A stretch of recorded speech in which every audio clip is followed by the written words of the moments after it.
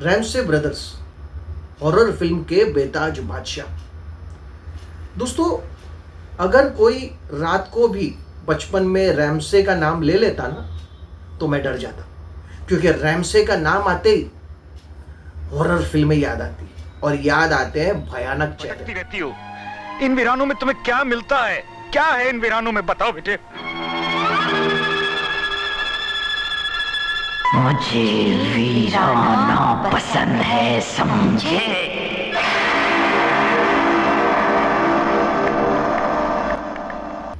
तो दोस्तों, Ramsay brothers जिन्होंने बचपन से लेकर अभी तक हमें इतना डराया, तो आप जानते हैं कि ये रैमसे ब्रदर्स कैसे बने हैं?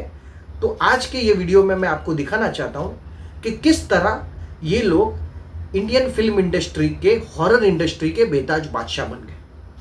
दोस्तों, ये कहानी शुरू होती है एफ.यू. रामसे साहब से। एफ.यू. रामसे साहब पार्टीशन के बाद यहाँ इंडिया आए। इंडिया में लेडमिंटन रोड में इनका एक इलेक्ट्रॉनिक का शॉप था, तो यही इनका बिजनेस था। ये लोग बेसिकली सिंधी थे, तो इसके साथ साथ ये फिल्में भी प्रोड्यूस करते थे। अब ऐसा था कि इनको फिल्म मेकिंग में ज़्यादा इंटरेस्ट था और ये चाहते थे कि हमारे अगर घर परिवार के लोग इस चीज़ में आए तो हम ज़्यादा फ्रूटफुल रिजल्ट ले सकते। उन्होंने इन 7 बच्चों को इस लाइन में ट्रेन किया। दोस्तों, इन्होंने क्या किया कि सबको कश्मीर लेके गए। एक बुक थी सिनेमेटोग्राफी के ऊपर, वो बुक भी लेके गए। इन लोगों को ट्रेन किया और इन लोगों को अपनी अपनी कैपेसिटी के हिसाब से, कैपेबिलिटी के हिसाब से एक एक टास्क फिल्म मेकिंग में असाइन की। जैसे तुलसी रामसे, श्याम रामसे को डायरेक्शन दे दिया, कुमार रामसे साहब को स्क्रिप्ट राइटिंग का काम दिया गया, अर्जुन रामसे को इन्होंने दे दिया एडिटिंग, किरण रामसे को दे दिया इन्होंने, केशु रामसे को दे दिया प्रोडक्शन और गंगू रामसे को दे दिया इन्होंने सिनेमेटोग्राफी। अब ये सब लड़के अपने अपने काम में ट्रेन हो गए। अब इन्होंने सोचा कि अब बनाई जाए फिल्म, और इनका फिल्म बनाने का सिलसिला शुरू हो गया। दोस्तों, एक्चुअली ये इनको हॉरर फिल्म बनाने का ख्याल कब आया पता है? क्योंकि ये तो प्रोड्यूसर थे ही, पहले तो फिल्म बना ही रहे थे, लेकिन एक फिल्म थी तो इन्होंने ये फिल्म प्रोड्यूस की थी और इसके स्क्रिप्ट राइटर थे कुमार रामसे। तो इन लोग क्या करते थे रामसे ब्रदर्स के, फिल्म देखने एज एन ऑडियंस थिएटर में जाते और ये लोग थिएटर में ऑडियंस का रिएक्शन भी देखते। गए थिएटर में, ऑडियंस के साथ बैठे और इन्होंने देखा कि एक सीन था जिसमें पृथ्वीराज कपूर एक मास्क पहनता है, और वो सीन पे लोग ज़्यादा एक्साइटेड हो गए और जैसे वो सीन खत्म हुआ, छोटा सा सीन, तो आधी ऑडियंस भाग गई, चली गई। इन्होंने देखा कि भाई यही चीज़ ऑडियंस को पसंद है और ये जोनर था हॉरर। तब उन्होंने फैसला कर लिया कि अब हम हॉरर फिल्म बनाएंगे। तब से इनके जहन में वो ख्याल आया और इन्होंने पहली हॉरर फिल्म 2 गज जमीन के नीचे बनाई। दोस्तों, इसका बजट बहुत ही छोटा था, लेकिन फिल्म ब्लॉकबस्टर साबित हुई। बस इसके बाद क्या था, इसके बाद इनका हॉरर फिल्म बनाने का सिलसिला शुरू हो गया। न जाने इन्होंने कितनी फिल्में बनाई, वीराना, पुराना मंदिर, पुरानी हवेली, बंद दरवाजा, न जाने कितनी। और इन्होंने ऑडियंस को डराया और ऑडियंस का मनोरंजन भी किया।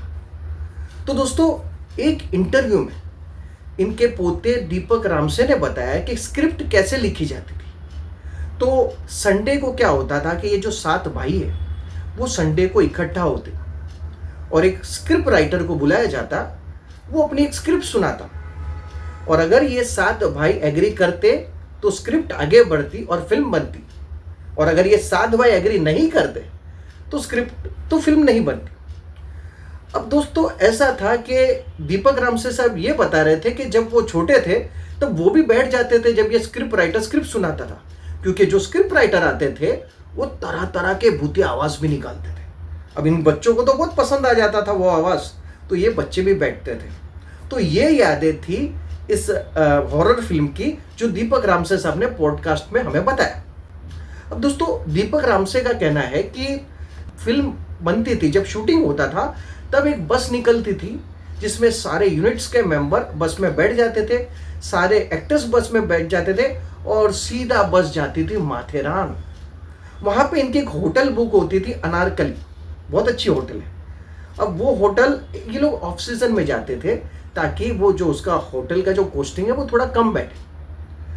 30 से लेकर 35 दिन तक का इनका शेड्यूल रहता था और ये लोग वहां पे फिल्म बनाते थे और फिल्म बनाने के बाद ये लोग वापस आ जाते थे। दूसरा क्वेश्चन दीपक रामसे से ये पूछा गया कि ये फिल्मों में ज्यादातर नए चेहरे क्यों रहते हैं।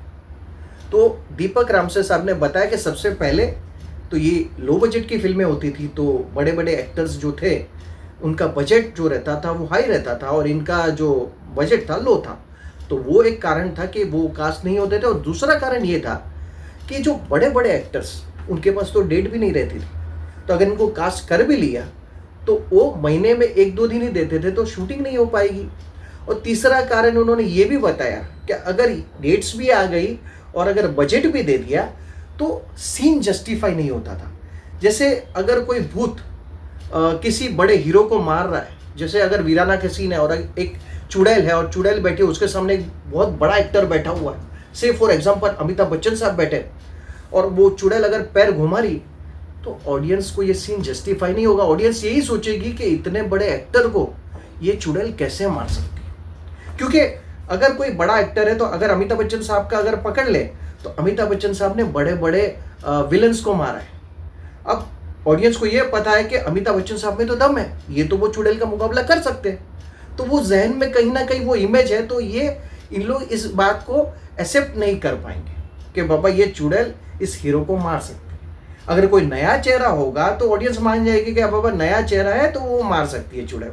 तो ये भी एक चीज है कि जस्टिफाई सीन अगर बड़े एक्टर को रखोगे तो नहीं होगा। तो दोस्तों ये थी कहानी राइज ऑफ रामसे ब्रदर्स की, किस तरह Ramsay brothers Hindi film industry, horror film industry के बेताज बादशाह बन गए और बना दी एक ब्रांड रामसेस। दोस्तों रामसे ब्रदर्स अभी भी एक्टिव है और जैसे कि दीपक रामसे साहब ने बताया कि वो वीराना 2 की भी शूटिंग जल्द से जल्द करेंगे और वीराना 2 भी रिलीज होगी। तो ये एक अच्छी खबर है रामसेस के फैंस के लिए। बस आज के लिए इतना ही। जय हिंद।